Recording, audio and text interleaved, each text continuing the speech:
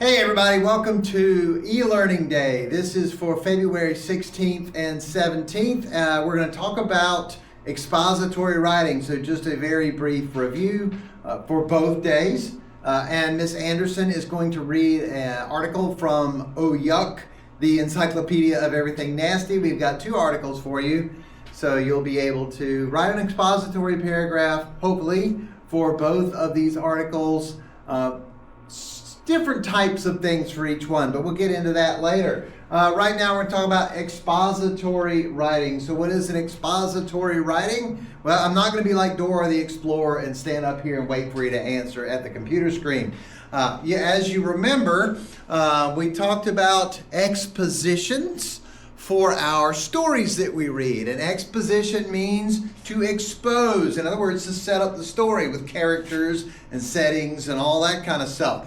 So expository writing does the same thing. It exposes people to something. So they're different than other types. Basically, they're a teaching paragraph. And then so you're going to have a chance to research and craft your own expository paragraph. So our English standards, our ELA standards for expository paragraphs says that you should be able to introduce a topic, make some connections, quote sources, organize information, and use well-chosen relevant facts. What does this sound like? Sounds like our race writing strategy, where you restate whatever question they're asking you to answer. You are answering the questions. You're citing sources. In other words, you're quoting credible sources. And then you're explaining your answers. So basically, your English standards align with your race writing strategy, which we've used several times.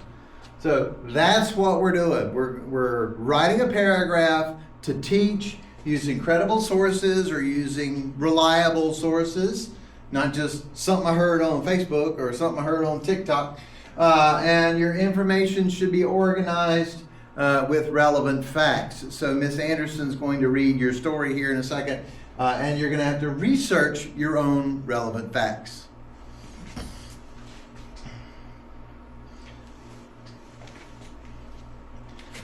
Where do we see expository paragraphs? In the real world. So this isn't just something you have to do in school because the state and Mr. Blair said so. Expository paragraphs are found in academic papers, in other words, papers you write in school. So teaching papers, grants, if you get a position in the working world where you have to write a grant, basically you have to explain something to politicians, asking for money, basically. Free money from the government. And so you have to explain it. On the job reports, expository paragraphs can talk about problems at work. They can go into things like on-the-job injuries, things you might need. So this is all useful in your working world. Any opinion has to be backed up with a fact. For example, droughts, we don't get enough rain. Droughts are bad because they lead to 30% more water uses for farmers and drive up food prices. And yes, I know this is misspelled, but it ain't my presentation and I can't edit this, so I'm sorry. Should say farmers. So those are real world uses for paragraphs. Now, let's get into how you write a paragraph. First of all, we're going to use the hamburger writing template that we've all used, our paragraph builder. And here it is. So on our hamburger writing template, you can see that we have a topic sentence up at the top. That's our top button. So that's our introduction. Basically, we're going to tell our readers what we're going to tell them about. So it's sort of an answer to whatever question we're going to ask you. Then you have detail sentences. 3 detail sentences that are going to talk about the subject at hand. That's where you're going to cite your sources or explain your facts. And then finally, at the bottom, you have your conclusion, which is your summary. The summary should not introduce really any new material, but just kind of sum up everything. We get the word summary, kind of sum up everything we're going to be talking about. So that is our hamburger writing template. So let's get that out of the way. Okay. So, how do we write? Okay, we know how to organize our thoughts, or we should remember how to organize our thoughts because we've been doing this a lot. So, how are we going to organize our thoughts? Well, I'm giving you some sentence starters, so some things you might want to use in order to start your sentences of any kind in your hamburger writing template. So, let's throw those up here on the screen. Okay. So we're going to introduce our essay. So your introduction, your top bun might say, this essay is an exploration of something nasty in the book based on maggots or jellyfish or leeches or whatever. The central premise of our article is all about. So what is our article all about? What is your research paper all about? One of the themes presented here is about medical research, something like that. As far as your detailed sentences, such as, for instance, as can be seen by, as an example by, to analyze, this historical method of doing stuff in medicine, and I don't want to give too much away, this historical method of doing something in medicine was depicted as, or this was shown as. And then you got some sentences to add additional details, moreover, more importantly, in addition. And then you can compare and contrast if you want to. Something old with something we do today. So alternately, in the same way that they once did this, we now do that. Or in contrast to how they used to do it, we think that's silly now, and we do it differently. And your conclusion sentence, of course, is going to summarize or conclude your paragraph. And then from there you can say, in summary, I think that blank, or in summary, we used to blank, but now we do blank. And you're going to understand this a lot more after Miss Anderson reads her paragraph. So, let's wad that up and throw it away.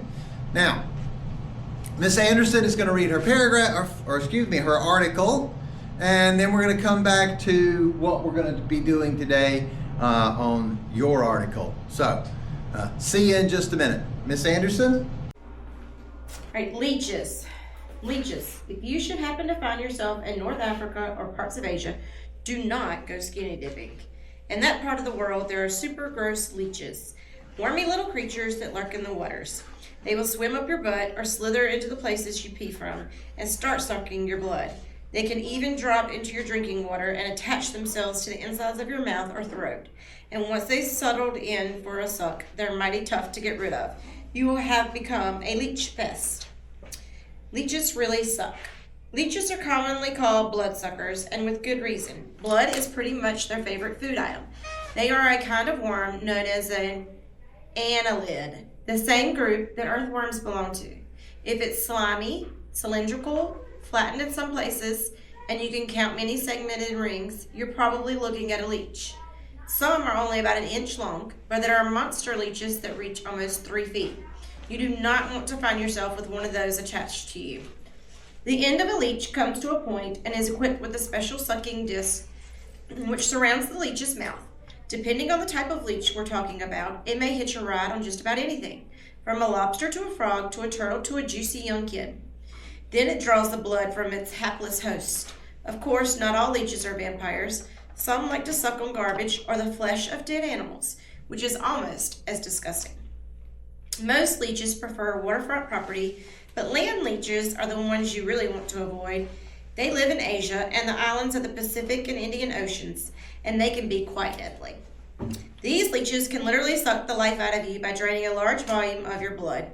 If you happen to find yourself hanging out in the rainforest of India or Ceylon and you see one, you might want to get out fast.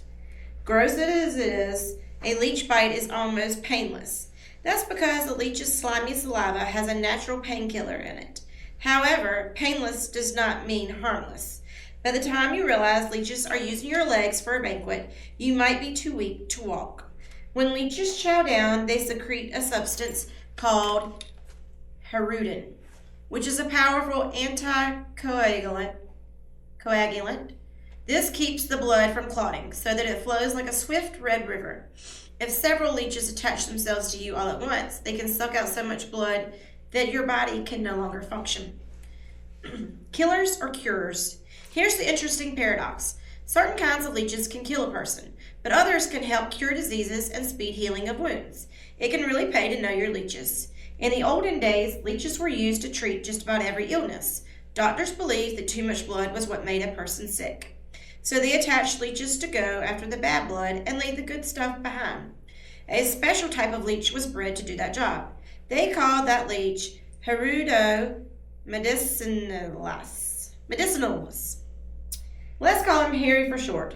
Although Harry and his leechy friends can be found all over Europe, they were first bred in England, so let's call him Sir Harry. Sir Harry has some very special tricks up his suckers. For instance, his mouth contains substances that can erase pain and fight bacteria. And guess what? He's still used by doctors today. Herudin is one of the leech's prized possessions, and it's quite powerful. Doctors have figured out how to extract this incredible substance from the leeches and use it to keep blood from clotting during surgery. It's especially useful in eye surgery and in the treatment of strokes caused by blood clots. A clot is when a bunch of blood cells stick together and get too fat to pass through the veins and arteries, kind of like a big truck stuck in a tunnel. Herudin comes along and blasts that clot apart. One of the most important ways leeches are used is in recovery from high-tech microsurgery, such as reattaching fingers that have been severed in an accident. After this type of surgery, too much blood sometimes accumulates at the site of the injury. So doctors bring in Sir Harry and friends because they know they'll suck up that extra blood in a snap. Here's how it works. The leeches are placed on the wound and covered with a light gauze wrapping until they get cozy and comfortable. The gauze keeps them attached to the right spot. After a while, the gauze is removed and the leeches settle in and suck away. They will drink until they are so engorged that they simply can't manage another drop. Swollen with blood, and now almost 10 times bigger than when they began, they fall off. Then someone has to pick them up off the floor, a job only slightly less gross than emptying bedpans. Believe me, a worm full of blood is a pretty yucky thing to touch. Fortunately, by now they've drunk themselves into a deep sleep and can't wiggle away. Scientists and bioengineers are busy trying to duplicate all these slimy leech substances in the lab. The natural painkillers will be useful for treating arthritis, which makes your bones and joints stiff and painful. And the blood thinners can help prevent heart attacks and glaucoma, a disease that causes blindness. Now, one piece of important information on page 89, it says the putrid past. Native Americans knew about the healing powers of leeches, but here's an interesting note. How did the brave medicine men obtain the slithery suckers they needed? They would hire women to stand in water infested with them and wait for some hungry little suckers to come around and attach themselves to their legs. And in Europe, being a leech catcher was an actual job title.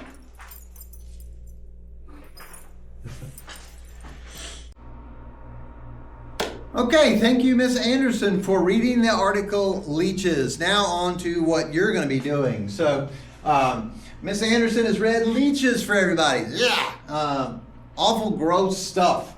Long ago, doctors thought leeches were good to use medically, that they could get rid of bad blood.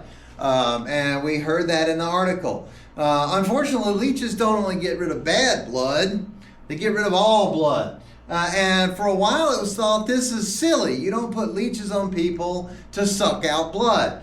Well, what they figured out much later was that leeches could actually be helpful in surgery. For example, you accidentally chop off your finger and the doctors reattach it. Well, sometimes the blood gets into your finger, but it can't get back out. If you've ever held your finger or had a real tight ring or something and your finger starts to turn purple, well, the way to get rid of that extra blood, which is making your finger purple, is to release the pressure. Well, when they've sewn your finger back on and your finger's turning purple, there's no way to really relieve the pressure. So what they figured out was, hey, we can use a leech.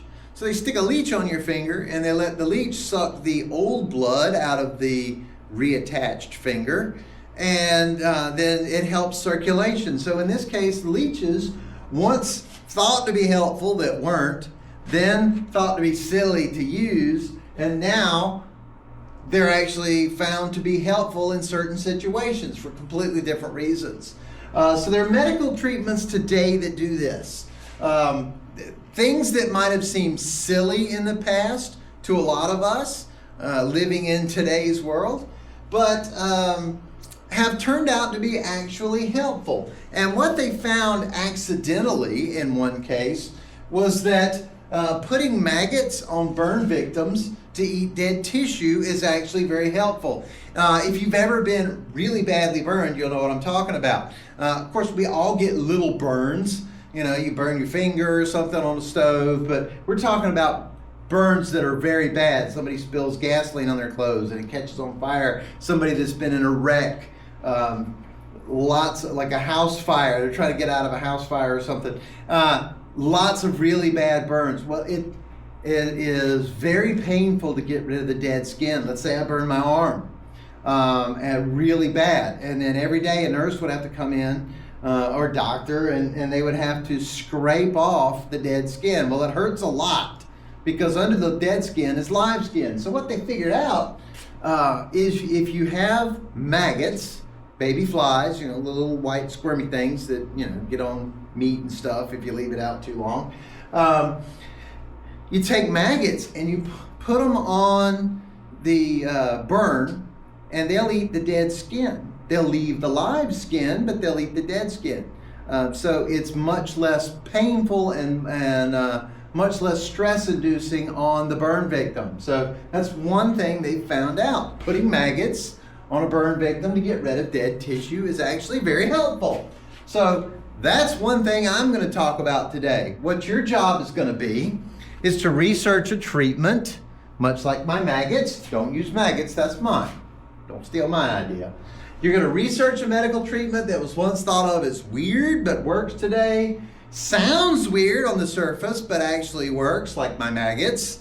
Or seems strange to us and has no medical basis. You see a lot of this on the TikTok. Weird medical stuff. Cupping. And you can use cupping because you're going to have, you know, just look up cupping. Seems strange to us, no medical basis. Okay? So look that up. And if you want to use that, that's great. But, you know, do your own. So you're going to write a paragraph using our hamburger writing template. You write a paragraph using this. Okay, let's go away. And then you're going to tell me about your treatment. The sentence starters that I showed you earlier are in Schoology. The hamburger writing template is in Schoology. And then your final paragraph must be written in standard paragraph form. So don't just turn in your hamburger writing template with sentences on it. It's supposed to look like a paragraph. Okay? In addition to this, you're going to illustrate your topic. So you can color if you have it, but it's not necessary. If you're doing this at home and all you have is a pencil, you don't have any crayons or colored pencils, hey, I get it. So use color if you have it, but it's not necessary. You can even take home a few of my colored pencils if you want to, but bring them back because everybody needs the opportunity to use them. Make a drawing based on your topic. For example, if it was me, I might do maggots on a body part. Then you're going to label the illustration with your name, the name of the treatment, summarize it, and what the benefits are. So in my case, I might draw an arm and then put the maggots on the arm and say, okay, maggots for burn victims. Sounds like we're protesting something. Maggots for burn victims. They need their maggots. In one sentence, summarize the treatment. So on your illustration, you're going to say, maggots are sometimes used to help burn victims by getting rid of dead skin or dead tissue or dead body parts, whatever. So that's how you would take care of that. So one paragraph, standard written paragraph form, indents, 4 sentences, introduction, details, conclusion, and a separate illustration. So you can put the paragraph on one side of the paper and the illustration on the other side of the paper. You can put your illustration at the top and your paragraph at the bottom. I'm going to leave all that up to you how you want to do it. If you illustrate large enough, maybe you want to put it on 2 separate sheets of paper. Make sure your name is on it and the date. This one is February 16th. So make sure that your name and February 16th is on your paper somewhere. So let's get into our illustration. So I'm just going to use the whiteboard. Oh, here's our book cover from the other day. So I'm going to use the whiteboard, and let's make the background gray. Okay, so you'd be using a piece of paper or something like that. So your art might be better than mine because it's hard to draw on this thing. So let's see. I'm going to get a. Let's see. Let's choose that. Doesn't matter what color you choose. No, let's do a Simpsons yellow. So let's say we've got a hand. Don't make fun of my hand. 1, 2, 3, 4. We've got a hand and a wrist. And let's say this guy's been really badly burned. So I'm going to take some red. Let's get a lot of red. Okay, because he's been really badly burned, right? And maybe even to the point where he's got some actual burns. You know, if you get burned bad enough, your skin will turn like black, like you've blackened fish or blackened chicken, you know, chars. It actually burns. So if you get burned bad enough, you get that. Okay, so now we're going to take, I need to find me a white, because maggots are these little white critters. Let's see, let's go. Just draw me little, almost like little pills. Okay, with little stripes on them. They're basically like little tiny worms. Okay, so you get the idea, right? Okay, so we've got an arm, we've got a bad burn with some charring, and then we put our little maggots on there. And so I might label this maggots as burn treatment. I've lost my little pen again. I'm sorry. I have to write with my fingernail. Maggots as burn treatments or burn treatment. Then I'm going to label this burn. And let's label our maggots.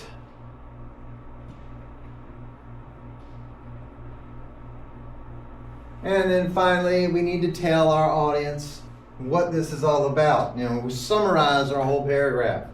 Maggots can be used to treat burn victims by removing, and let's say what it is, they are eating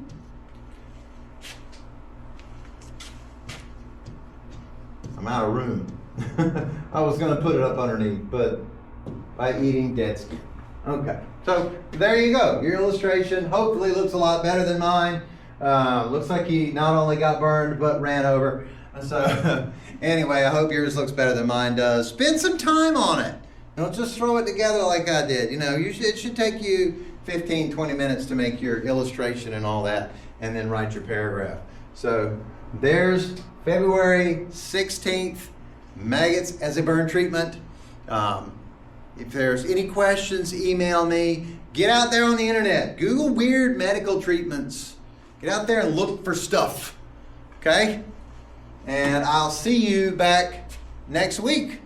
Have fun, everybody.